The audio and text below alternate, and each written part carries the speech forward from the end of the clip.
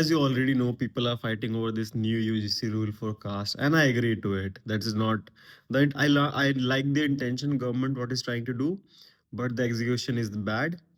There are so much better ways to handle this thing. But I'm not here to talk about that. I'm here to talk about how some pros of casteism, right? I'm totally against casteism. I'm not promoting it. But one of the pros which I see is that we divided caste, and I remember my grandparents saying like the Kshatriyas can eat meat because they are the warrior caste. They need to fight and everything. They would eat meat, and that made them stronger. And as you know, when you are a male and strong or something, a lot of female will gravitate. It's a natural selection, and because of that they we had some rule that we only marry in the caste, so no Brahmins will marry Kshatriyas, or no Vaishyas or Sudras will marry Kshatriyas or something like this.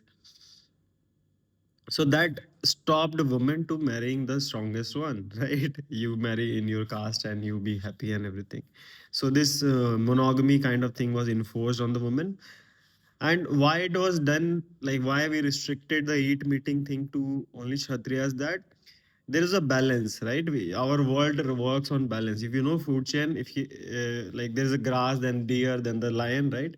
If any of them is goes too much and too below, the ecosystem ruins. Either it becomes desert or it becomes Amazon forest, and there is no life in it or something like this. It ruins. To have this working balanced ecosystem, we need everything in balance.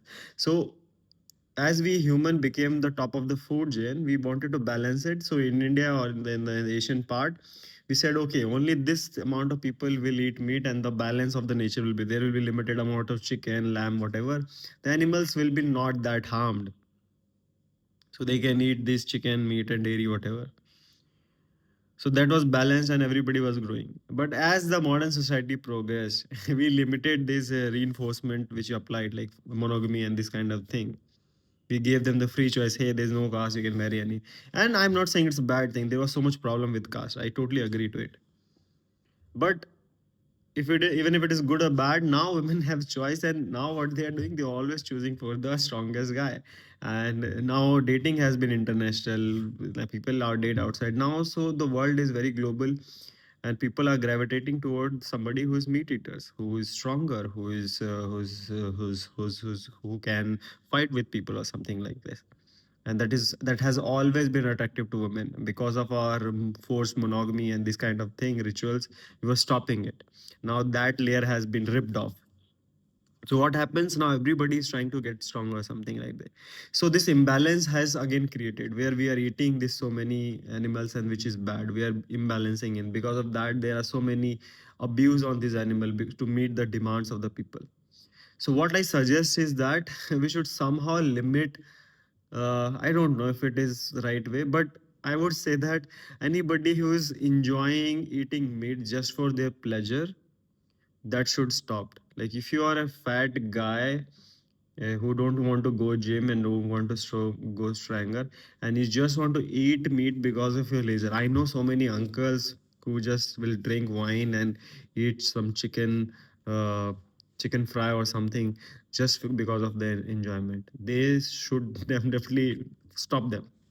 Only person who is actually is fighting health conscious, he is trying to get married or something like this, he wants to get stronger, or just in that race.